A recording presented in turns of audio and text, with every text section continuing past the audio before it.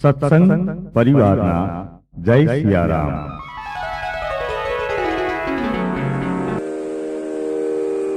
સ્વસ્તિ શ્રી ગણેશાય નમઃ. શ્રી સદગુરુ પરમાત્મને નમઃ.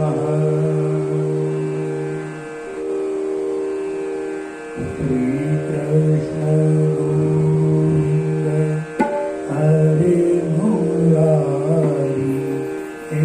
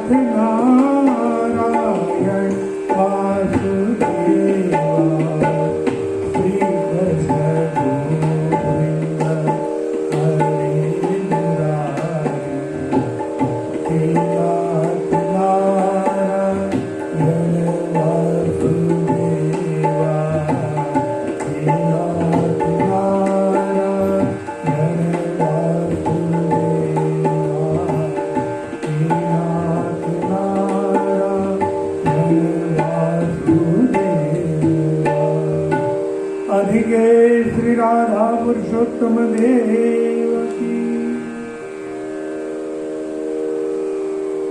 ગઈકાલની કથામાં આપણે જોયું સુદેવ બ્રાહ્મણનો 12 વર્ષનો પુત્ર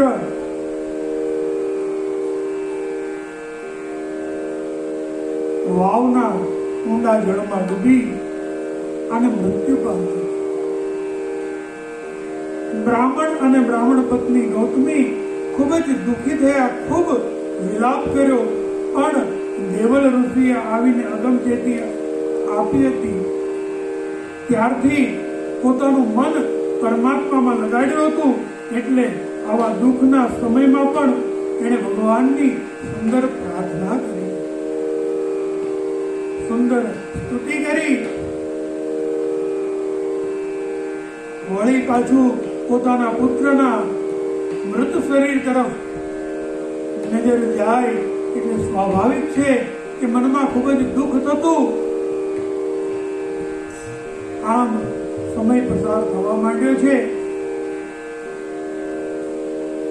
18મા અધ્યાયના પ્રારંભમાં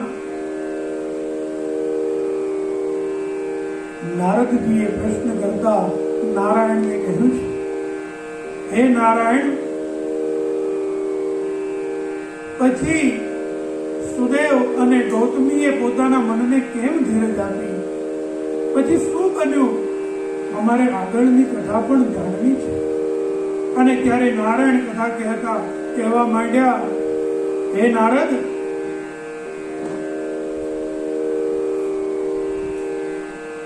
રાજા મેઘધનવા પણ આ કથા સાંભળતા એવો આશ્ચર્યમાં ગરકાવ થઈ ગયો. પોતાના વૃત્તાંત સાંભળતો હતો એણે મુનિ શ્રેષ્ઠ વાલ્મીકીજીને કહ્યું કે હે ભગવાન, આપ મને હજી આ કથા સંભળાવો. કેમ કે આપની કથામૃત સાંભળતા સાંભળતા જેમ અમૃત પીવાથી માણસ ધરાતો નથી એમ મને તૃપ્તિ થતી નથી, પણ ખૂબ જ પીવાની ઉત્કંઠા જાગી રહી. અને ત્યારે વાલ્મીકી કથા કહેતા કહેવા માંડ્યા છે,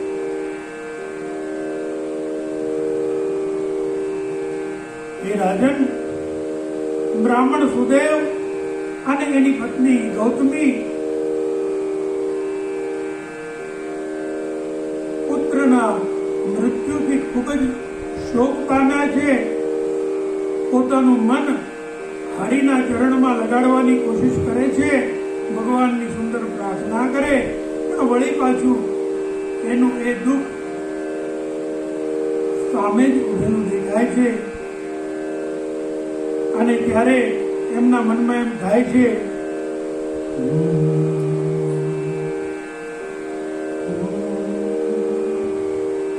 कटेगी ये अब जिंदगी रोते रोते, कटेगी ये अब जिंदगी रोते रोते, ये कह कर गई है खुशी रोते रोते, कटेगी ये अब जिंदगी रोते रोते, कटेगी ये अब जिंदगी रोते रोते.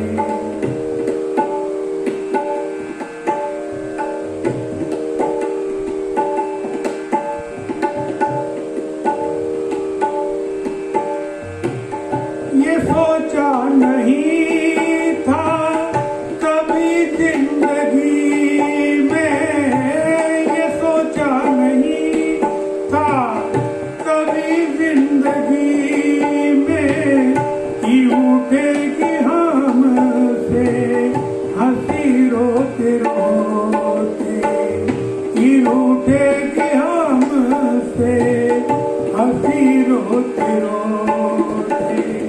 परेशान हुए चांद तारे गगन पर, परेशान हुए चांद तारे गगन पर, यूं रुखसत हुई चांदनी रोते रोते, यूं रुखसत हुई चांदनी रोते रोते.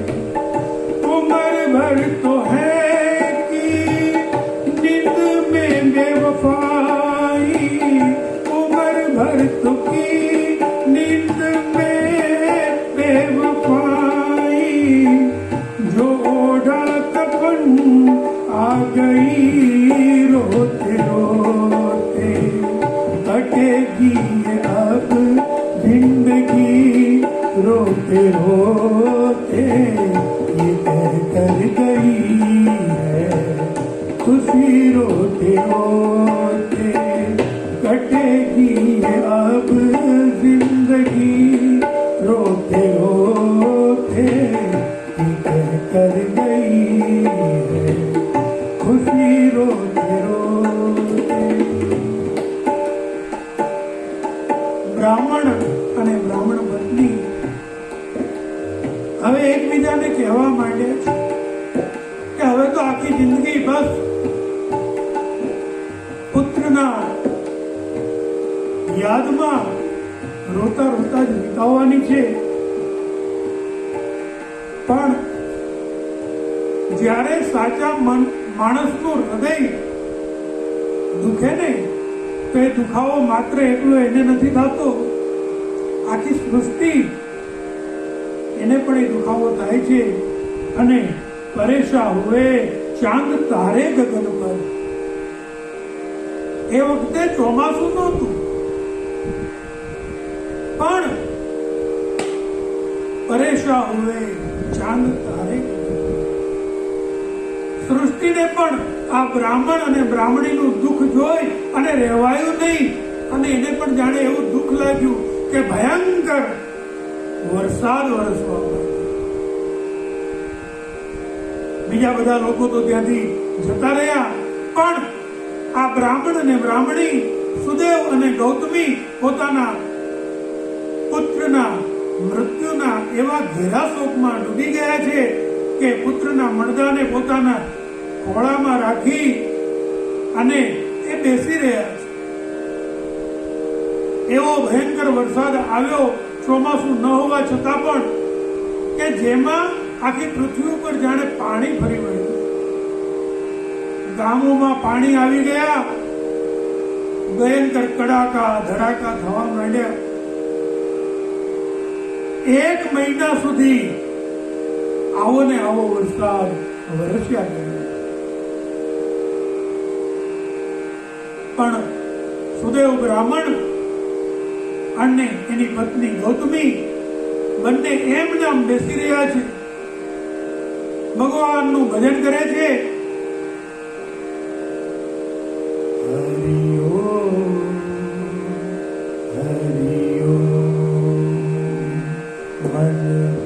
प्यारा पंखी रे तू, हरि ओम हरि ओम,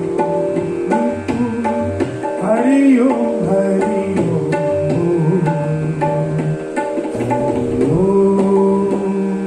हरि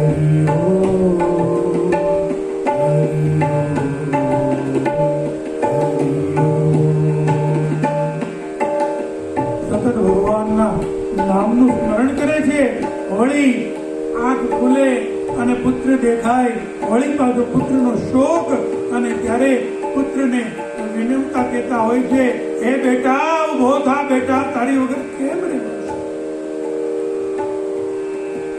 વળી પાછા એકબીજાને કહે છે કે હવે તો આ જિંદગીભરનું રોણું છે, ભગવાનને ભજી લઈએ. અને વળી પાછા ભગવાનની સ્તુતિ કરવા માંડે છે. આમ ને આમ 1 મહિનો વરસાદ ચાલ્યો. આ બંને પતિ પત્નીએ નથી ભૂખ લાગી, નથી સુધા લાગી, નથી પાણી પીધું.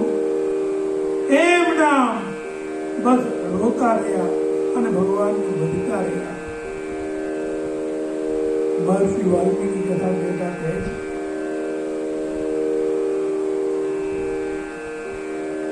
હે રાજા દ્રઢધનવા, યોગાનું યોગ એ મહિનો પુરુષોત્તમ માસ હતો. બ્રાહ્મણ સુદેવ અને બ્રાહ્મણ પત્ની ગૌતમી એને અજાણતા જ ભગવાન શ્રી કૃષ્ણને પરમ પ્રિય એવો પુરુષોત્તમ માસ એનું સેવન કર્યું. અને એ પણ કેવી રીતે? આખો મહિનો ભૂખ્યા રહીને, તરસ્યા રહીને, જે ઈચ્છવા છતાં પણ કોઈ ન કરી શકે એવી રીતે એને ભગવાનની આરાધના કરી. અને આનાથી ભગવાન પુરુષોત્તમ ભગવાન શ્રી કૃષ્ણ પ્રગટ થઈ ગયા છે.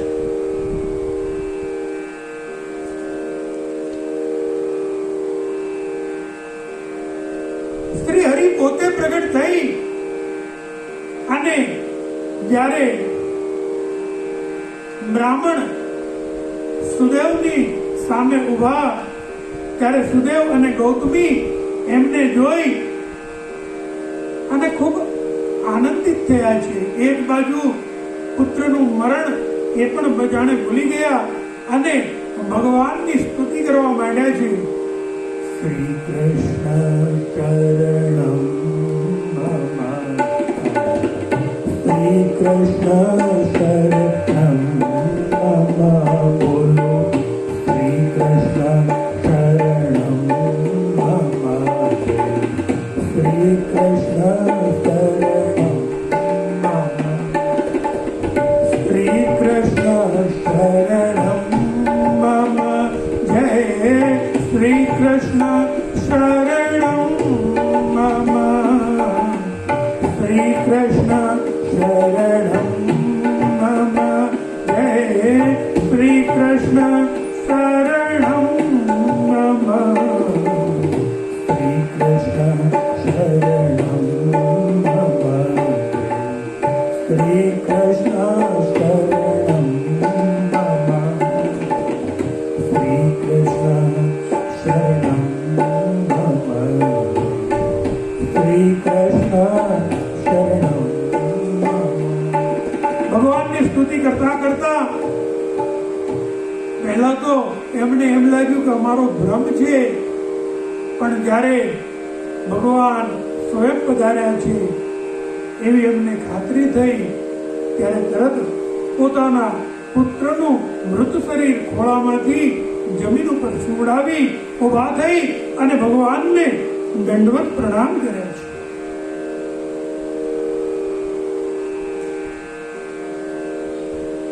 ભગવાન શ્રી કૃષ્ણ પ્રગટ થયા, વાદળ ચોખ્ખું થઈ ગયું છે, વરસાદ બંધ થઈ ગયો છે અને પુરુષોત્તમ માસના સેવનના પુણ્ય પ્રતાપે ભગવાન પ્રગટ થયા હતા. આથી શ્રી હરિ પણ શ્રેષ્ઠ અમૃતને વરસતી મધુર વાણીથી બોલવા માંડ્યા. શ્રી હરિનું વાચ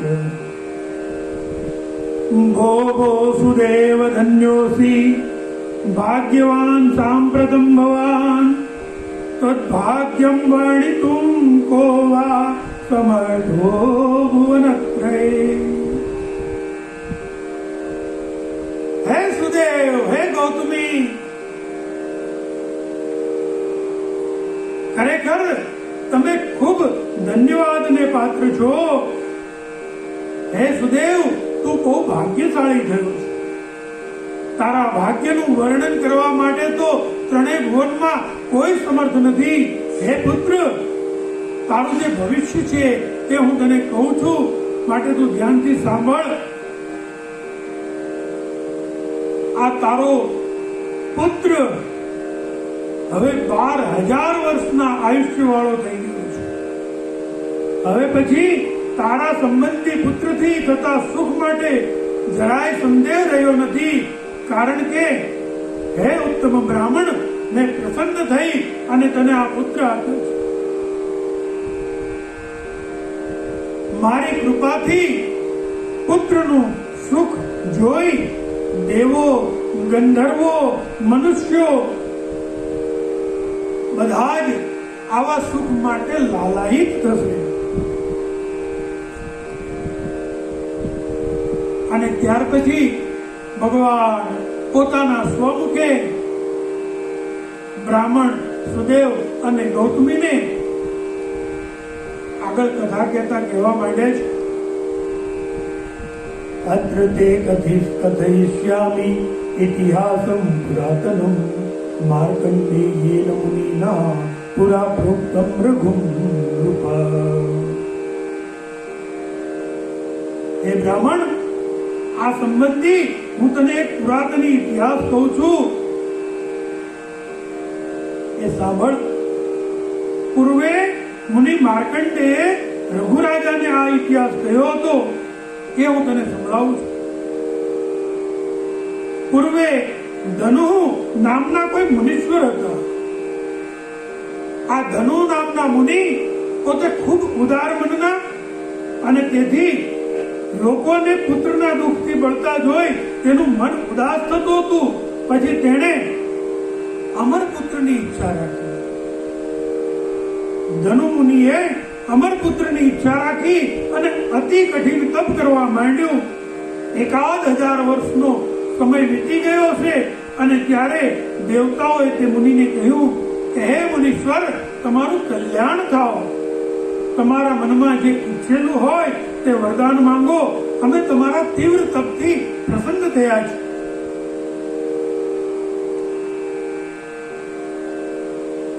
અહીંયા નારદજીને કથા કહેતા નારાયણ કહેવા માંડ્યા છે. ઇતિ દેવ વચા શ્રુત્વા સુતૃપ્તો મૃત સન્નિભમ વવ્રે તપોધન પુત્ર મમરમ બુદ્ધિશાલિનમ.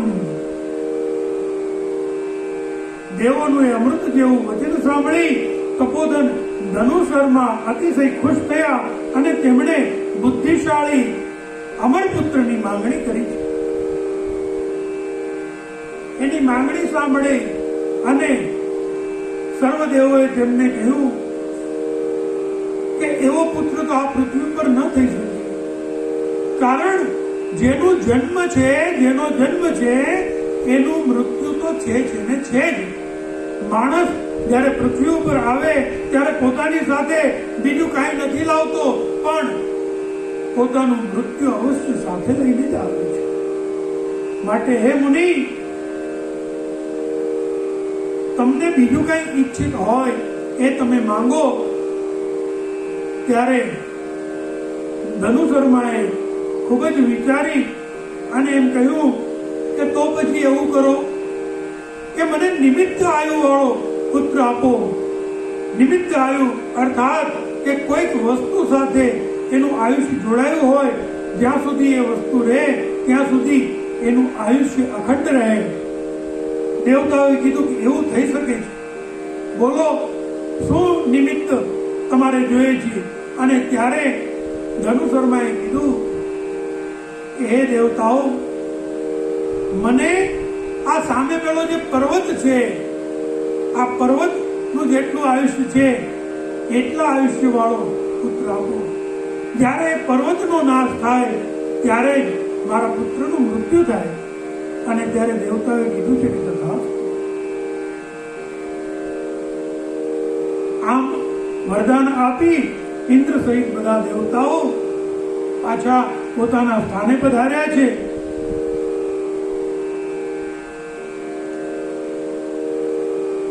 હે રાજા દ્રઢધનવા, ભગવાન અહીંયા કથા કહેતા કહે છે, આકાશમાં જેમ ચંદ્ર વધે તેમ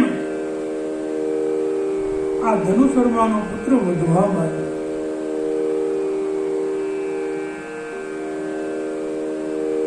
પછી જ્યારે એ પુત્રને 16મું વર્ષ બેઠું ત્યારે મુનીશ્વર એને શિખામણ આપતા કહ્યું, હે બેટા સાંભળ, ત્યારે કોઈ બ્રાહ્મણોનું, કોઈ સંતોનું, કોઈ મુનીશ્વરનું કદી તો અપમાન ન કરતો. બેટાને શિખામણ આપી છે મુનિએ. પણ દેખો મેરે ભાઈ બહેન, માણસ એમ ધારે છે કે હું કરું છું, પણ કરવા વાળો તો ઈશ્વર છે.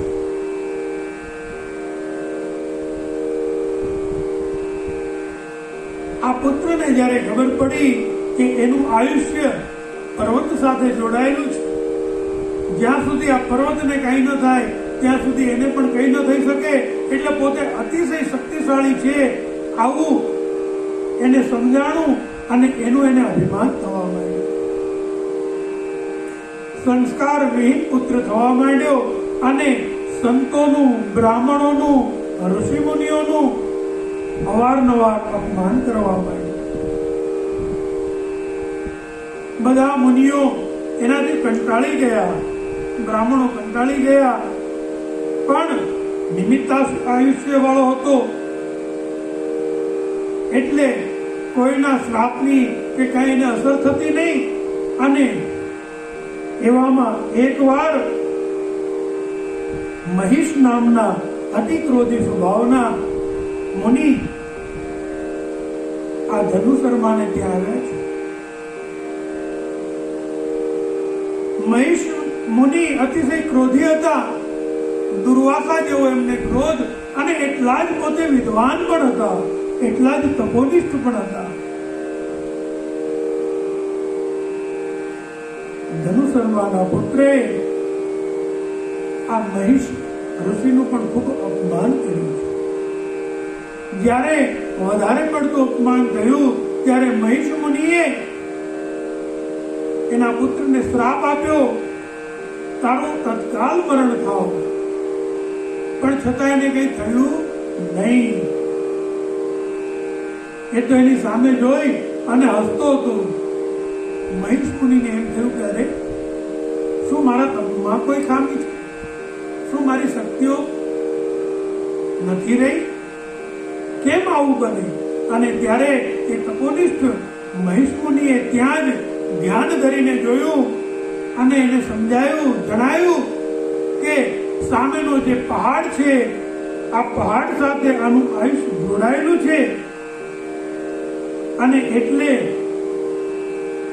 એ પહાડ રહેશે ત્યાં સુધી આનું મૃત્યુ શક્ય નથી. આમ જોઈ અને એ મહિષ મુનિએ જોરથી એક નિશાફું નાખ્યું. દેખો મેરે ભાઈ બહેન, ક્યારેય બ્રાહ્મણોનું, વિદ્વાનોનું, સંતોનું, મુનિઓનું અપમાન ન કરવું જોઈએ. મહિષ મુનિએ એક નિશાસો નાખ્યો. અરે રે, આવો કુસંસ્કારી એને મારવા માટે આ પહાડને તોડવો પડશે. અને એમના નિશાસામાંથી અનેક પાડાઓ ઉત્પન્ન થયા અને આ પાડાઓ પેલા પહાડને પોતાના શિંગડા વડે માથું મારી મારી અને તોડવા માંડ્યા અને કેટલીક ક્ષણોમાં આખાને આખા પહાડને તોડી નાખ્યો. પહાડ તૂટી જતા ધનુષર્માનો પુત્ર મૃત્યુ પામ્યો. ધનુષર્માનો પુત્ર મૃત્યુ પામ્યો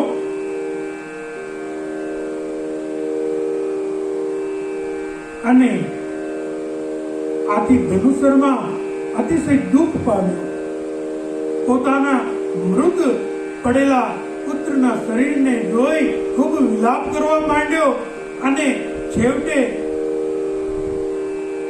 પુત્રના શરીરની સાથે જ તેની અંત્યેષ્ટિ કર્મમાં તેણે પણ ચિતામાં પ્રવેશ કરી લીધો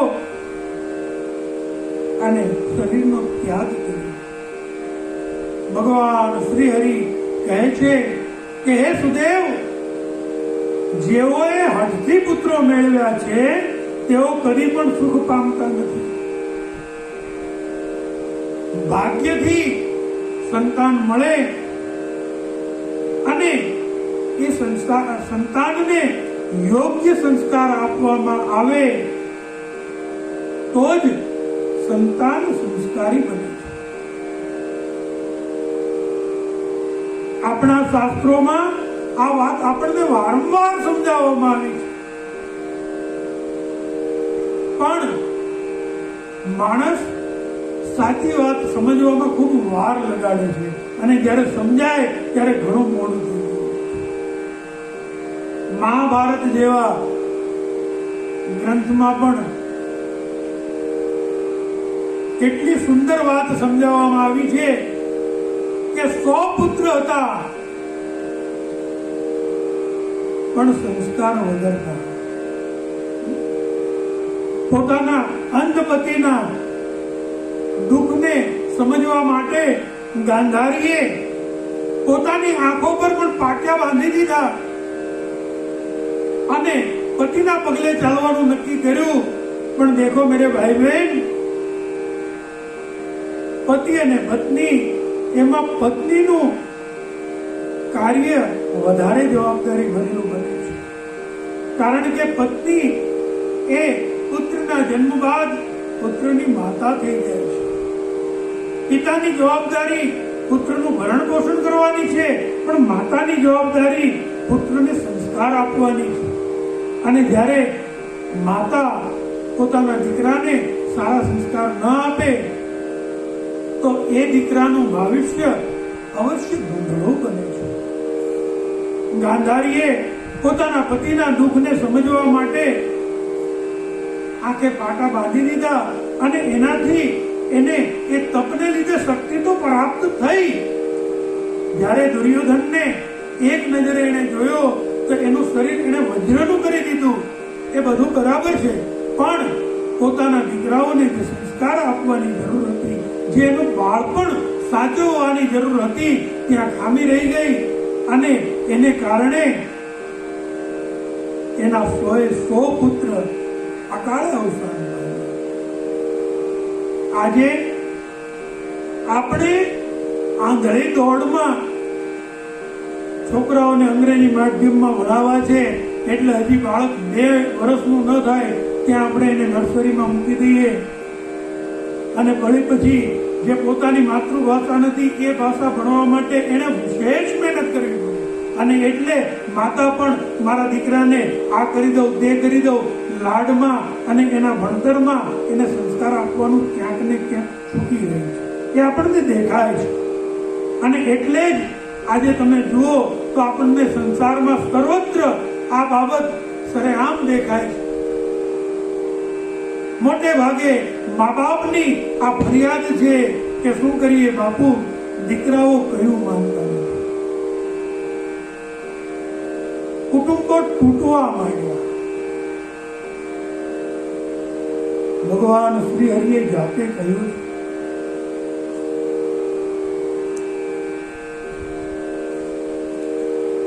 જે ભાગ્યમાં ન હોય એને માટે જીદ ન કરવી જોઈએ. હઠથી પુત્ર મેળવીએ પણ જો એને સારા સંસ્કાર ન આપી શકીએ તો એ પુત્ર શું કામનું? અત્યારે તો આવી કોઈ વાતો કરીએ ત્યારે એજ્યુકેટેડ અને આજના જમાનાના લોકો એમ કહે છે કે અરે પુત્ર પ્રાપ્તિ માટે ભગવાનની ભક્તિ કરવાની આ બધી વાતો ઠીક છે, આ તો શાસ્ત્રોમાં લખી નાખ્યું, એ બાને કથાઓ કરીને બ્રાહ્મણોનું ઉદર ભરણ પોષણ થાય. બાકી હવે કઈ કરવાની જરૂર નથી. કેમ? હવે તો ટેસ્ટ ટ્યુબ બેબી થઈ ગયા. હવે તો ટેસ્ટ ટ્યુબ બેબી. સાવધાન. આપણું શાસ્ત્ર આપણને ચિંતવે છે ખોટા ભ્રમમાં ન રહેશો. જો નસીબમાં હોય અને આપણે ત્યાં સંતાન ભગવાન આપે તો એને બને ત્યાં સુધી સારામાં સારા સંસ્કાર આપવાનો પ્રયાસ કરો. ભગવાનને બી પ્રાર્થના કરો કે હે પ્રભુ, અમને માતા પિતા ન બનાવીશ, પહેલા અમને યોગ્ય માતા પિતા બનવા માટેના લક્ષણો આપ. અમને એ શીખવ કે હું સારી માં કેવી રીતે બની શકું, હું સારો પિતા કેવી રીતે બની શકું, હું મારા બાળકોનું પાલન પોષણ કેવી રીતે કરી શકીશ. અને જ્યારે એ લાયકાત આવે ત્યારે અમને દીકરો કે દીકરી આપજે. અન્યથા સંસ્કાર વગરના સંતાનો અંતે જ્યારે ખરેખર એની જરૂર હશે ત્યારે એ તમને દુઃખ આપનારા જ સાબિત થશે. અને એને હિસાબે અત્યારે તમે જુઓ કેટલાય ઘરડા ઘરો, વૃદ્ધાશ્રમો છલકાઈ રહ્યા.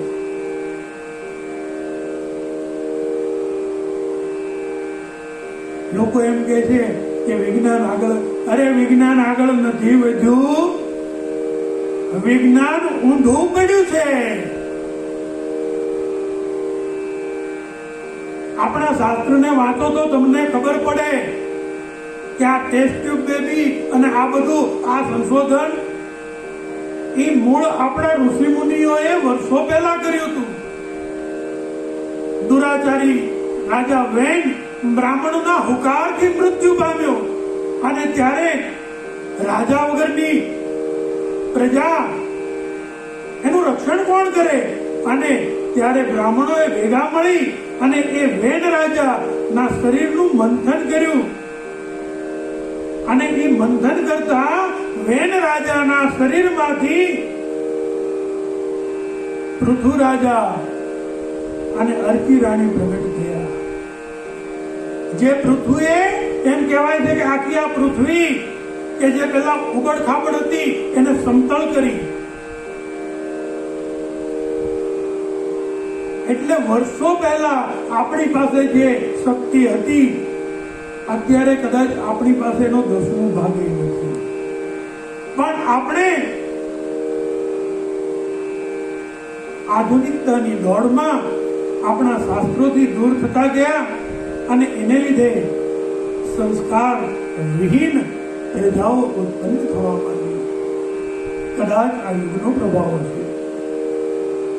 ભગવાન શ્રી હરિ કહે છે, હે તપોધન, ગરુડે તને જે આ પુત્ર આપ્યો છે તેથી લોકમાં તું ઈચ્છવા યોગ્ય પુત્ર વાળો થઈશ.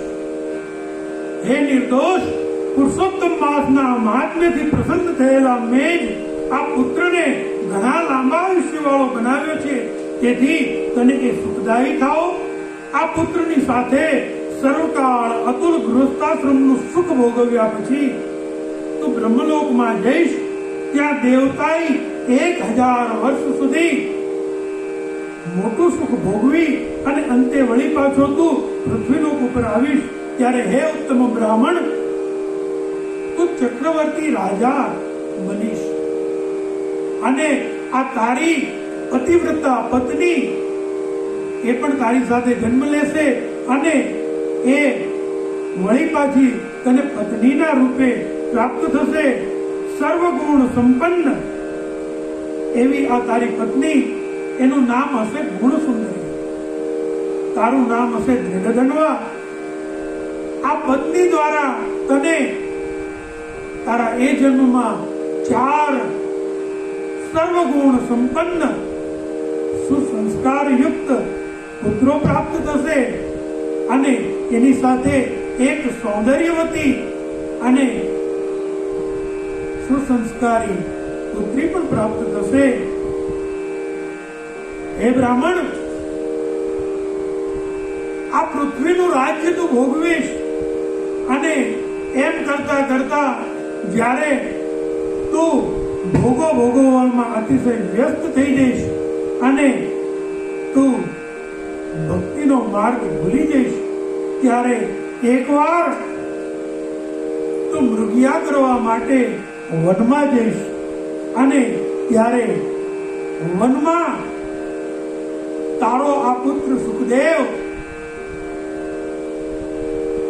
એ પણ તને જ્ઞાન આપવા માટે, તને વળી પાછું સ્મૃતિ આપવા માટે ત્યાં આવશે અને તારી સામે જોઈ અને તને જ્ઞાન આપતા શ્લોકનું વારંવાર રટણ કરશે. એના મુખેથી જ્યારે તું શ્લોક સાંભળીશ ત્યાર પછી તું ઉદાસ મનવાળો થઈ જઈશ. પછી તને સંસારમાં મન નહીં લાગે અને પછી તું એ ગુઢ જ્ઞાનને પ્રાપ્ત કરવા માટે પ્રયત્નશીલ થઈશ.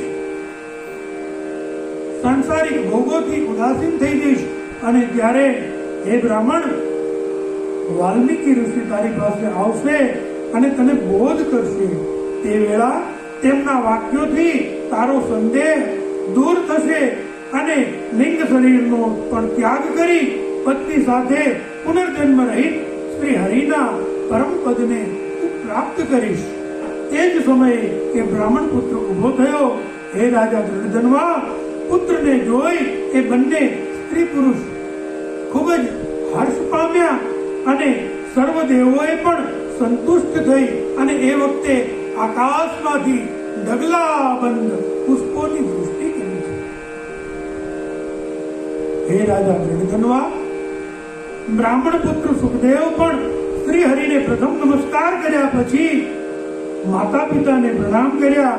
ગરુડજી પણ એ બ્રાહ્મણને પુત્રની સાથે જોઈ ખૂબ હર્ષ પામ્યા છે અને પછી અત્યંત આશ્ચર્ય પામેલા બ્રાહ્મણ સુદેવ એને 2 હાથ જોડી જગદીશ્વર શ્રી હરિને નમન કરીને કહ્યું અને પોતાના હૃદયમાં એક નાનકડો જે સંશય રહ્યો હતો એ દૂર કરવા ગળગડી વાણીથી શ્રી હરિને પ્રશ્ન કર્યો છે. હે શ્રી હરિ, મેં 4000 વર્ષ સુધી નિરંતર દુષ્કર તપ કર્યું હતું. એ સમયે આપે પધારીને મને કઠોર વચન કહ્યું હતું કે હે પુત્ર, આજે તારું ભાગ્ય મેં તપાસ્યું છે, તેમાં તને ન આપવા યોગ્ય હું બધું તને આપી શકું, પણ પુત્ર તો ન જ આપી શકું. કારણ કે 7 જન્મ સુધી તારા ભાગ્યમાં પુત્રનું સુખ લખ્યું નથી, માટે મારાથી તને પુત્ર ના આપી શકાય.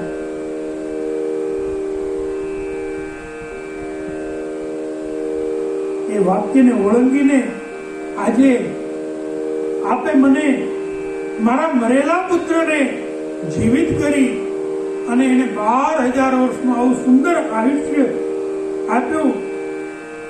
તેમાં જે કંઈ કારણ હોય, હે પ્રભુ, મારે એ કારણ જાણવું છે. આ પ્રશ્નની સાથે જ અહીંયા 17મો 18મો અધ્યાય વિરામ પામે છે. इति श्री ब्रह्माण्य पुराणे पुरुषोत्तमात्मे श्री नारायण नारद संवादे दृढ़गण्योपाख्याने सुदेव पुत्र नाम अष्टादशोऽध्याय. श्री राधा कृष्ण चरण कमलार्पणमस्तु. આવતીકાલની કથામાં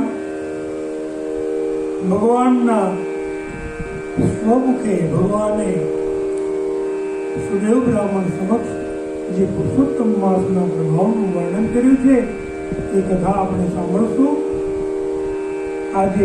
આજના સત્રને અહીં આપણે વિરામ આપીએ. જય જય શ્રી રાધે. શ્રી રાધે રાધે. આપ આપના આપ્તજનોને સંભળાવી આપનું અને સત્સંગીઓનું જીવન ધન્ય કરશો એ જ અભ્યર્થના સાથે સત્સંગ પરિવારના જય સિયારામ, જય સિયારામ.